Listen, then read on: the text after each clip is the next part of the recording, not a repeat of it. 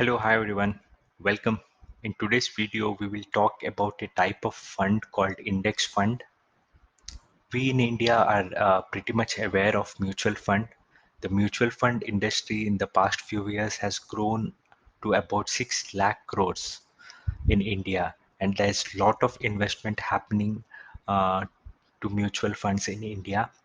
So index funds are similar to mutual funds in some ways, but they are pretty much a different investment tool, and it has its own benefits and cons when compared to mutual funds. So let me first just start by explaining to you what is an index fund and how is it different from a normal mutual fund. So, as you know, there are two types of investing. One is active, and the other one is passive investing. So, mutual fund falls in the category of active investing, where the mutual funds are handled by fund managers who pick stocks for a particular fund, and then the returns of that fund is dependent on the stocks they have picked. However, index funds fall under the category of passive investing. So, passive fund or an index fund simply track the performance of a benchmark as closely as possible. It does not try to it doesn't in this passive investing. There is no picking of a particular stock or a sector, etc. So you pick the complete index. So broadly speaking, the most popular index funds either track the Sensex in India or Nifty. As you know, both these are the most popular indexes in India. So the index funds only track these. So that's why it's called a passive investment, because the fund manager doesn't actively track these stocks, because these stocks are fixed. Only is minor changes happens once in a while in these stocks. So the 30 stock Sensex index or the 50 stock Nifty index, the changes are very minor. One or two stocks every 4 or 5 months may get out or get in. Unlike mutual funds, which are tracked on a daily basis or a weekly basis, there are a lot of changes happening. In passive investing, there's no frequent changes taking place. So what are the key features of this index funds? So offers great diversification of your money. So as you know, if you invest in Nifty index fund, for example, right, Nifty has 50 stocks. And let's take for example, uh, there are stocks like Reliance, TCS, Infosys, etc. in the Nifty 50 index, and they hold a percentage weightage. For example, if Reliance holds 10%, TCS holds 8%. So if you invest 1 lakh in that Nifty index fund, your 10% would be invested in Reliance, 8% would be 8,000, or 8% would be invested in TCS. So it gives a great diversification across all the 50 companies. So your returns won't be dependent on three or four companies. It would be dependent on these 50, all the 50 companies. That's why it offers a great diversification. It's designed to track the performance of the underlying stock index.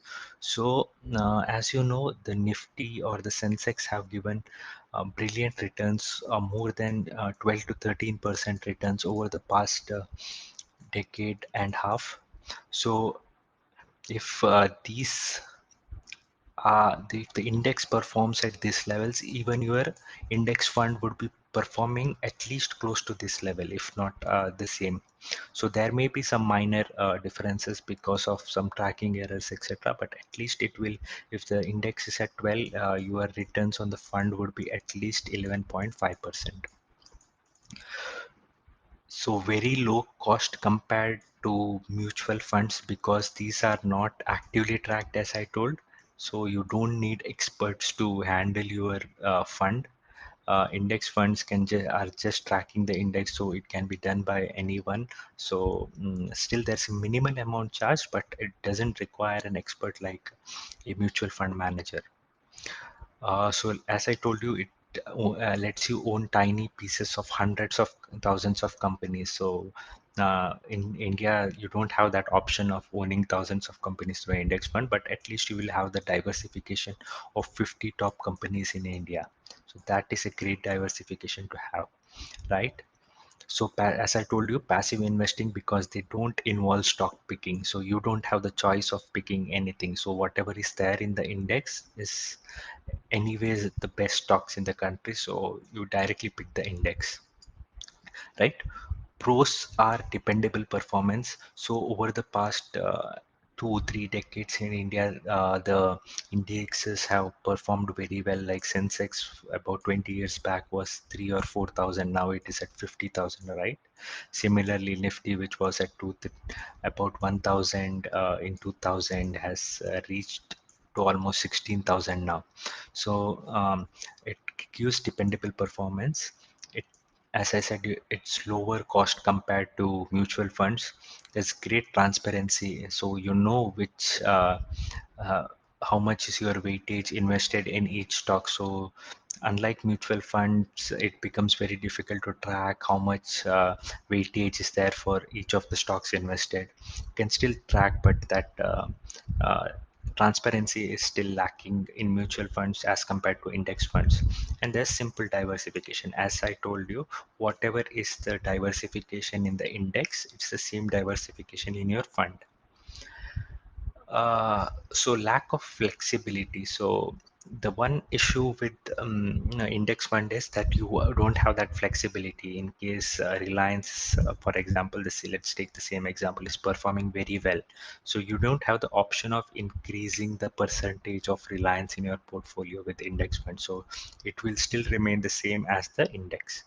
There's some tracking error because there may be delays in changing the funds constituents by the person who is handling. Even though it is a passive investment tool, there's someone handling it, right, who is making the changes once in a while when the index changes. So there may be a couple of days of tracking error. So uh, and there will be some management differences because different people from different companies have different index funds. So there may be some differences in terms of tracking those. So these are minor cons. So just don't uh,